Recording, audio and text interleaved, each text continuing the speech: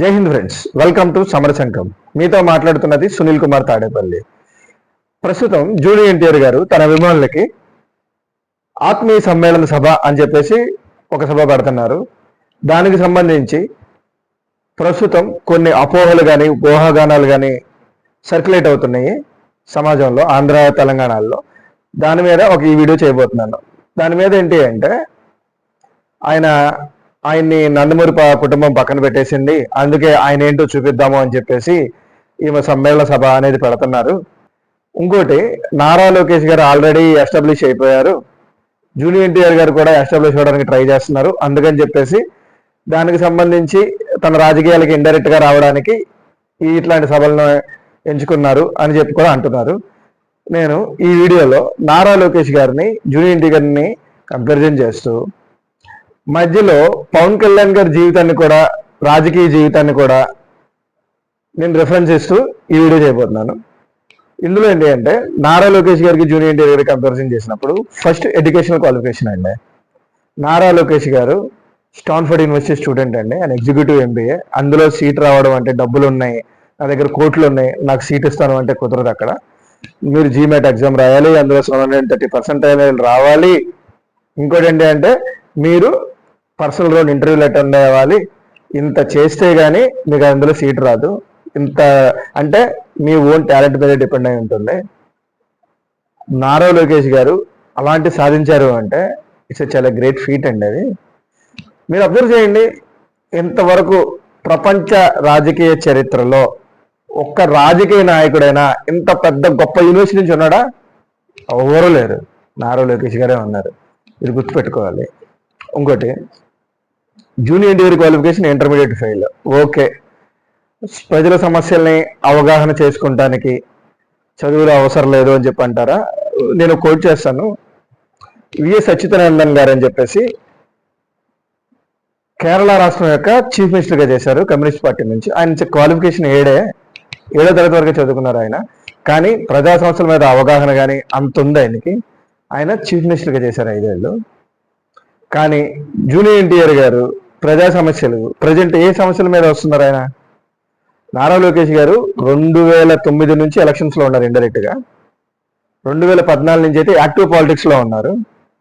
ప్రజా సమస్యలు కానీ, అడ్మినిస్ట్రేషన్ ఇష్యూస్ లో ఉన్న సమస్యలు కానీ, ఇంకోటి పార్టీ సమస్యలు కానీ, ఇవన్నీ ఆయన గత 15 ఏళ్ళ నుంచి చూస్తూనే ఉన్నారు.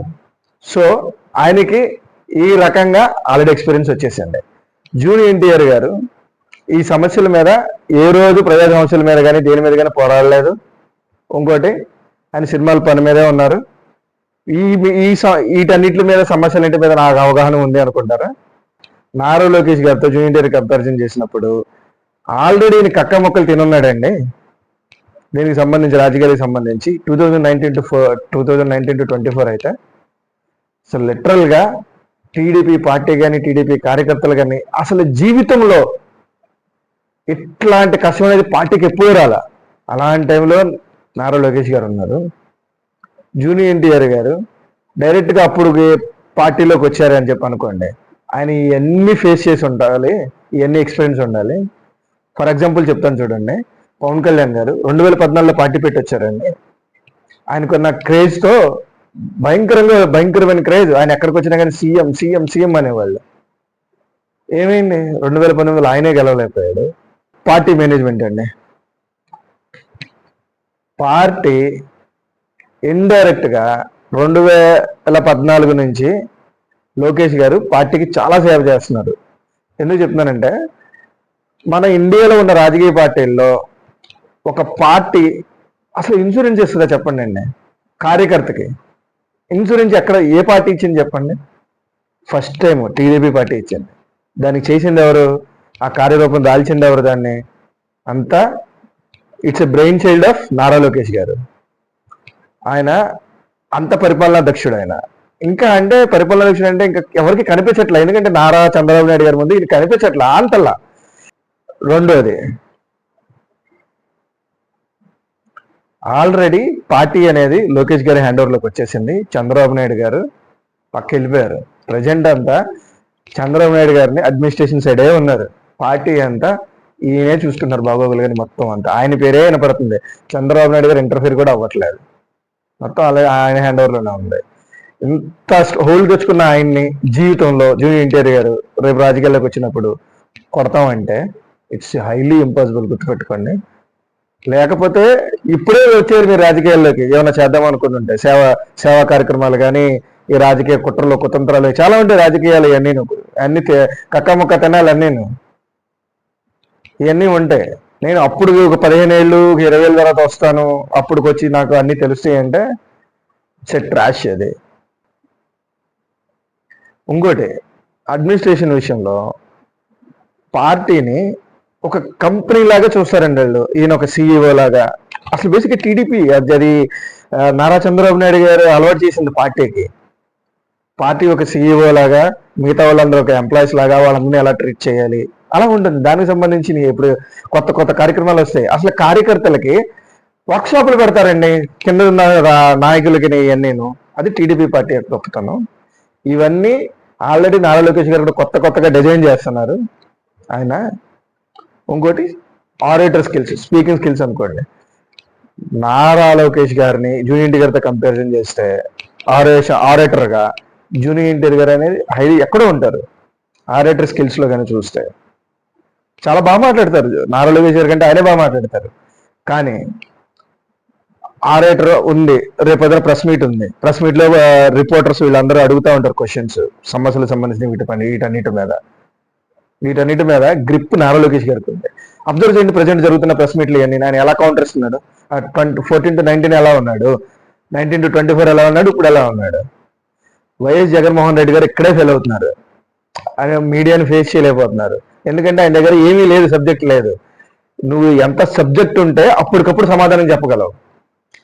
సో జూనియర్ ఎన్టీఆర్ గారు సబ్జెక్ట్ విషయంలో కూడా చాలా నేర్చుకోవాలి. తెలుగుదేశం పార్టీ అనేది కష్టకాలంలో ఉన్నప్పుడు జూనియర్ ఎన్టీఆర్ గారు లేరు. ఇది క్యాడర్లో ఉంది, కన్ఫర్మ్గా ఉంది.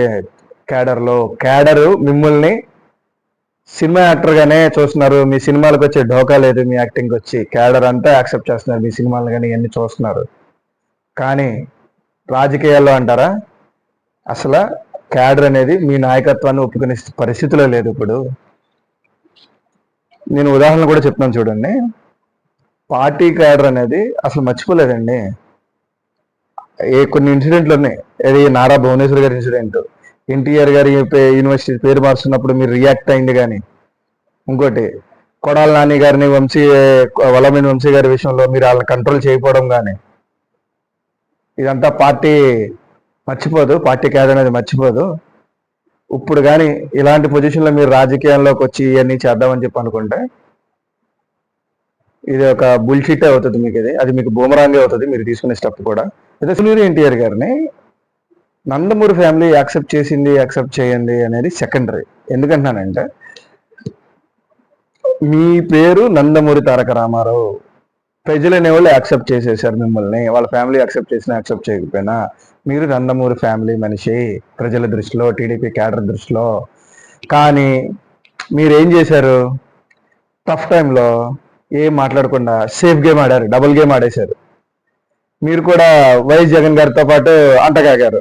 మీరు కానీ సొంత పార్టీ పెడదాము అని అనుకుంటున్నారా? మీకు ఎగ్జాంపుల్ పవన్ కళ్యాణ్ గారి రాజకీయ జీవితం అండి. ఆయనకున్న క్రేజ్ అంతండి, అసలు చాలా క్రేజ్ ఆయనకి. ఆయనకు వస్తుంటే మీటింగ్లు జరుగుతుంటే భయంకరంగా ఉంటుంది, అందరికీ తెలిసిందే, దాని గురించి మాట్లాడాల్సిన పని లేదు ఎక్కువ. అలాంటి ఆయన్నే 10 ఏళ్ళు చాలా కష్టాలు పడ్డాడండి ఆయన పడని కష్టం లేదు. ఈరోజు ఇంత జరిగితే కానీ ఇప్పటికీ ప్రజల్లో యాక్సెప్టెన్స్ వచ్చింది ఆయన మీద, చాలా పాజిటివ్ ఉంది ప్రజెంట్. అందాకెందుకు టీడీపీ క్యాడర్ కూడా అంటారండి, పవన్ కళ్యాణ్ గారు చాలా ఆయన వచ్చి మాకు సపోర్ట్ ఇవ్వబట్టే చాలా ఎంత ఘన విజయం అనేది దక్కింది అని చెప్పేసి అందరూ అంటారు ఆయన. బట్ మీరు మాత్రం సొంత పార్టీ పెట్టుకుందాం అనుకుంటే ఇప్పుడే రావాలి. ఒక 15 ఏళ్ళ తర్వాత అప్పుడు కండిషన్స్ అని చూసుకున్నా కానీ సరే అంటే ఆల్రెడీ అప్పటికి పవన్ కళ్యాణ్ గారు ఎస్టాబ్లిష్లో ఉండిపోతారు. అది ఈజీ కాదు. ఆల్రెడీ టీడీపీ పార్టీ కూడా అది ఎప్పటి నుంచో ఉన్న పార్టీ. అది నారా లోకేష్ గారు ఇంకా పటిష్టం చేస్తారు పార్టీని. ఒక మనిషి జీవితంలో ఎంత పెద్ద కష్టం ఎదుర్కొంటే అంత పెద్దవాడు అవుతాడు అని త్రివిక్రమ్ గారి సినిమాలో ఒక డైలాగ్ ఉంటుంది. దానికి ఎగ్జాంపుల్ నారా లోకేష్ గారు అండి. ఆయన అసలు ఆయన లిటరల్ గా ఎంత ట్రోలింగ్ అంటే అంత ట్రోలింగ్ చేశారు ఆయన బాడీ షేమింగ్, ఆయన మాట తీరు, అసలు ఆయన ఎలా ట్రాన్స్ఫర్మేషన్ అయ్యారండి నారా లోకేష్ గారు. ఈరోజు జూనియర్ ఎన్టీఆర్ ఇది కూడా గుర్తుపెట్టుకోవాలి. ఆయన జూనియర్ ఎన్టీఆర్ గారు ఒకటి గ్రహించాలి, నారా లోకేష్ గారు మీకంటే ఎడ్యుకేషన్ క్వాలిఫికేషన్లో కానీ, పార్టీని ముందుండి నడిపించడంలో కానీ, కార్యకర్తలను సమన్వయపరచడంలో కానీ, అభివృద్ధి ప్రణాళికల్లో కానీ ఆయన ఎక్కడో ఉన్నారండి. నారా లోకేష్ గారి నాయకత్వ లక్షణాలు కానీ, పరిపాలనా దక్షత కానీ ఇప్పుడు ప్రజలు చూస్తున్నారు అందరూ. ఇంతవరకు నారా లోకేష్ గారికి టీడీపీ క్యాడర్లోనే యాక్సెప్టెన్స్ ఉండేది లేదు 14 to 19 మధ్యలో. కానీ ఇప్పుడు క్యాడర్ అంతా లోకేష్ లోకేష్ అని చెప్పి అంటున్నారు. ఇది ఒకటి గ్రహించాలి. ఇంకోటి, వైఎస్ఆర్సీపీ వాళ్ళంతా నారా లోకేష్ గారిని లేదు అదేంటి ఒక ప్రాజెక్ట్ చేస్తా ఉంటారు, ఒకటి వాళ్ళకి ఉంది ఒకటి, నారా లోకేష్ గారిని ఎవరు యాక్సెప్ట్ చేయరు అది ఇది అని చెప్పి. వాళ్ళు యాక్సెప్ట్ చేయరు, ఆయన నారా చంద్రబాబు నాయుడు గారిని కూడా యాక్సెప్ట్ చేయరు కదా ఉన్నవాళ్ళు వైఎస్ఆర్సీపీ వాళ్ళు. ఎందుకు యాక్సెప్ట్ చేస్తారో యాక్సెప్ట్ చేయరు. ఆయన యాక్సెప్ట్ చేయాల్సింది ఎవరు? పార్టీ క్యాడర్ యాక్సెప్ట్ చేశారు. ఆయనకున్న పార్టీ క్యాడర్ అంతా. ఇంకోళ్ళు ఎవరు? రేపొద్దున యాడ్ అయ్యేది న్యూట్రల్ పీపుల్. న్యూట్రల్ పీపుల్కి ఏం కావాలి? నీ పరిపాలనా దక్షత, నీ నాయకత్వ లక్షణాలు, నీ అడ్మినిస్ట్రేషన్ స్కిల్స్ ఇవన్నీ కావాలి. ఇవన్నీ ఆల్రెడీ చూపిస్తున్నారు ఆయన. ఏదో రోజు వచ్చింది ఆయన కూడా ఖచ్చితంగా. ఆల్రెడీ పాజిటివ్గానే ఉంది ఆయన మీద. ఇప్పుడు ఇవన్నీ కన్సిడర్ చేసుకుని రాజకీయాల్లోకి రావాలి అనుకుంటే మీరు రావాలండి, లేకపోతే బొక్క బర్లా పడతారు. ఈ విషయం మీరు గ్రహించాలి. Thank you friends. నా కంటెంట్ కానీ మీకు నచ్చితే please like, share and subscribe. Thank you.